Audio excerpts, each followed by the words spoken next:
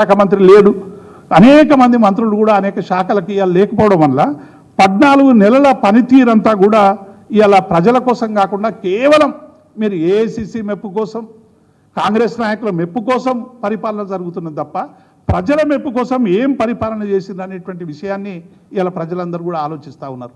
ఇక చివరికి శాసనసభ పెడితే కూడా శాసనసభ జనగణన కోసం ఆ బిల్లు గురించి శాసనసభ పెడితే చివరికి జనగణన వాడి 2 నిమిషాల్లోనే పూర్తి చేస్తే మొత్తం నవ్వుకునేటువంటి పరిస్థితి కనబడతా ఉంది.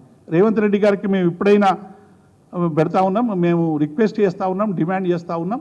ఇవాళ ప్రజలకు సంబంధించినటువంటి ఏ ఒక్క సమస్య పరిష్కారంగా చేయలేక ప్రభుత్వం అంతా కూడా ఇవాళ అన్ని వర్గాలను మోసం చేస్తూ ఉన్నది. ఏ ఒక్క వర్గం కూడా ఇవాళ ఈ 14 నెలల్లో మేము సంతోషంగా ఉన్నామని భరోసా ఇచ్చేటువంటి ప్రయత్నం చేయలేదు. రైతులు మరి రైతుల పరిస్థితి అంతే, ఉద్యోగుల పరిస్థితి అంతే, రిటైర్ ఉద్యోగుల పరిస్థితి అంతే, నిరుద్యోగుల పరిస్థితి అంతే. అన్ని వర్గాల ఉద్యోగులు కానీ, అన్ని వర్గాల సబ్బండ వర్ణాలు కానీ మీ మీద చాలా ఆశలు పెట్టుకొని ఇవాళ ప్రభుత్వాన్ని అధికారంలోకి తెస్తే ఇవాళ అన్ని వర్గాలని మోసం చేసేటువంటి ప్రయత్నం చేస్తూ ఉన్నారు. మేము డిమాండ్ చేస్తూ ఉన్నాం, వెంటనే మీరు హామీలలో ప్రథమమైనటువంటి హామీలను అమలు చేయండి. మీరే డెడ్ లైన్ పెట్టుకున్నారు, మీరే డేట్లు పెట్టుకున్నారు, మీరే రకరకాలుగా ఈ విషయాల మీద మాట్లాడుతూ ఉన్నారు. కాబట్టి వెంటనే పెన్షనర్లకు సంబంధించినటువంటి ఈ సమస్యను పరిష్కరించండి. ఎందుకంటే రైతుల ఆత్మహత్యలాగా పెన్షనర్ల ఆత్మహత్యలు కూడా కొనసాగేటువంటి అవకాశం ఉంది.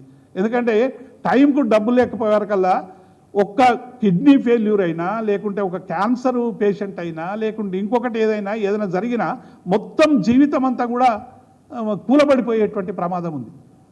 ఇలా మాకు వచ్చే డబ్బులు మాకు ఇవ్వడానికి మీకు ఏం పోయింది అని మేము ఇవాళ ప్రభుత్వాన్ని ప్రశ్నిస్తూ ఉన్నాం. కనీసం మాకు ఆర్థికపరమైనటువంటి ఇబ్బందులు ఉంటే 50 లక్షలు వచ్చే దగ్గర 30 లక్షలు ఇచ్చి 20 లక్షలు ఒక నెక్స్ట్ మంత్ ఇవ్వచ్చు, లేకుంటే 2 నెలలకి ఇవ్వచ్చు, 3 నెలలకి ఇవ్వచ్చు. కానీ మా డబ్బులు దాచుకున్న డబ్బులు మాకే ఇవ్వకుండా దాని మీద ఫ్రీజ్ పెట్టి మీరు ఇవ్వాల్సినటువంటి డబ్బులు ఇవ్వకుండా ఇలా వేధించడం అనేటువంటిది ఇది రాజ్యాంగ వ్యతిరేకం. డెఫినెట్గా దీని మీద అన్ని వర్గాలు కూడా ఆలోచిస్తూ ఉన్నాయి. సమయం వచ్చినప్పుడు పెద్ద ఎత్తున ఉద్యోగులు కానీ, ఉపాధ్యాయులు కానీ, కార్మికులు కానీ, పెన్షనర్లు కానీ డెఫినెట్గా ఈ ప్రభుత్వానికి సరైనటువంటి గుణపాఠం చెప్తారనేటువంటి విషయాన్ని మేము ఈ సందర్భంగా గుర్తు చేస్తాము. Thank you. జై తెలంగాణ.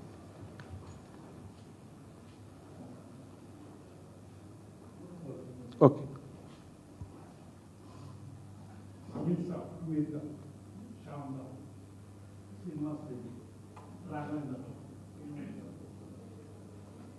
Thank you.